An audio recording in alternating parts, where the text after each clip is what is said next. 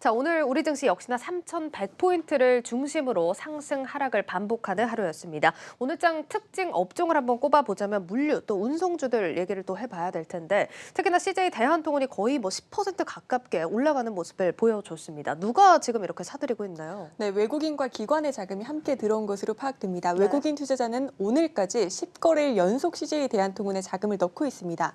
기관은 오늘 유가증권 시장에서만 5,800억 원가량의 자금을 뺐는데요. 네. CJ 대한통운은 순매수하고 있는 것으로 파악이 되고요. 3거래일 연속 순매수하고 있습니다. 알겠습니다. 일단 외국인이 말씀해 주신 대로 10거래일 연속 매수에 나서주고 있고 기관도 여기에 동참을 했습니다. 무슨 이유인가요? 네, 여러 이유가 있겠지만 택배 단가가 오를 것이란 기대감이 주요하게 작용한 것으로 파악되고 있습니다. 네. 일단 계속 얘기를 이어가겠지만 이게 주가로 지금은 연동이 된 사안이지만 사실 사회적으로도 워낙 문제가 또 크게 나타나고 있는 사안입니다. 이 택배 관련 이슈들이. 일단 또 단가 인상에 대해서도 고객들에게 비용을 전가하지 말고 또 사측에서 알아서 해결해야 한다. 이렇게 생각하시는 분들도 좀 많을 것 같거든요. 네, 사진 한 장 볼까요? 네. 저게 지금 다 택배인 거죠? 네, 그렇습니다. 택배 기사들의 과로와 안전 문제가 계속해서 논란이 되고 있습니다. 노사 갈등의 핵심은 저렇게 쌓여있는 택배를 분류하는 작업인데요. 네. 최근 노사와 정부는 이런 분류 작업을 하는 인력을 투입하기로 잠정 합의했습니다. 네. 불가피하게 택배 기사가 분류 작업을 하게 되면 최저임금 이상의 비용을 지불하게끔 하고 있고요. 이 합의안을 지키기 위해 택배사 측에선 택배 단가를 인상할 수밖에 없는 상황이라고 말하고 있습니다. 네, 제가 앞서서 질문을 또 미리 드려봤지만 이게 비용 문제에 있어서도 사실 워낙 또 이견차가 큰 사항으로 꼽히고 있는 상황입니다. 제가 앞서서 질문을 했지만 고객들에게 사실 이런 비용을 전가하지 말고 사측에서 좀 알아서 했으면 좋겠다 이런 입장도 있을 것 같거든요. 네, 그렇습니다. 택배 분류 작업 외에도 택배 요금 인상이 불가피한 요인이 또 있습니다. 조금은 복잡한데요. 택배 기사의 대부분은 개인 사업자입니다. 택배사나 대리점과 유탁 계약을 맺고 배송하는 만큼 수익을 가져가는 형태인데요. 네. 연간 평균 택배 요금 자료를 가져와 봤습니다.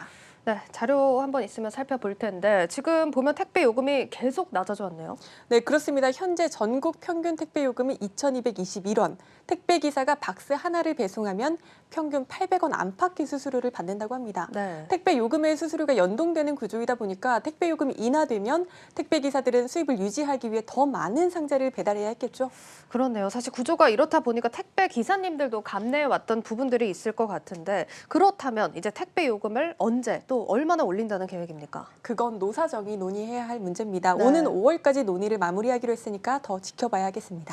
알겠습니다. 일단 이 문제 또 경제적인 측면에서 얘기를 더 깊게 나눠봐야 할 것 같은데 일단 택배 요금이 비싸지면 이용 고객이 좀 줄지 않겠습니까? 이런 상황이 계속되면 사측뿐만 아니라 투자자, 배송 기사들까지 조금은 안 좋은 영향을 끼칠 수 있겠다 싶겠고 또 택배 수요가 줄지 않는다고 하더라도 이런 이제 인상분이 임금으로 다 간다라고 하면 투자 매력도가 좀 떨어지지 않을까 하거든요. 네, 쉽게 택배 요금을 2,000원으로 가정하고 보면 5%를 올릴 경우 박스당 한 100원이 비싸집니다. 가정이고 또 개인적인 생각이지만 일단 100원에서 200원 선이면은 그렇게까지 부담은 없겠다 싶기도 한데요. 네, 가정이니까요. 증권업계에서 추정하는 CJ 대한통운의 연간 택배 수송량은 18억 박스 정도 됩니다. 네. 100원을 올리면 1,800억 원의 매출이 발생하겠죠.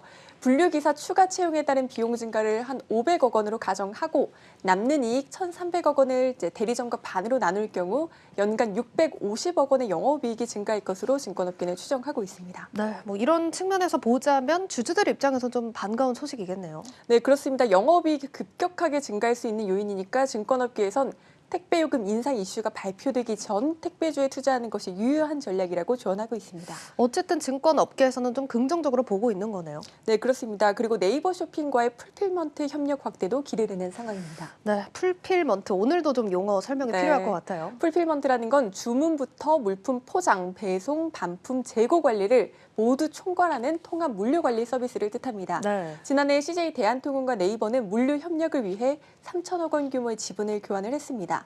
CJ 대한통운으로서는 쇼핑 이커머스 업계인 강자인 네이버 쇼핑과 손잡은 것이니까 한 36만 개에 달하는 네이버 입점 입점 업체를 잠재 고객으로 확보한 것이 되겠죠. 네. 올해부터는 이 협력을 본격적으로 강화한다고 하니까 CJ 대한통운의 주가에도 긍정적일 것이라는 게 증권업계 분석입니다. 일단 풀필먼트, 물품 포장부터 재고 관리까지 총괄해서 관리를 해주는 서비스를 말을 하는 거고 이 부분에서 이제 네이버 쇼핑과의 협력이 기대된다라고 짚어주셨습니다. 자, 이렇게 보면 목표 주가에도 좀 변화가 있었을 것 같아요. 네, 그렇습니다. DB금융투자는 23만 원, 하나투자증권과 대신증권은 21만 원을 제시하고 있습니다. 네, 현재 CJ 대한통운 주가가 오늘 기준으로 19만 원 선입니다. 목표 주가가 23만 원까지 제시됐다는 점 참고를 해 보셔야겠습니다.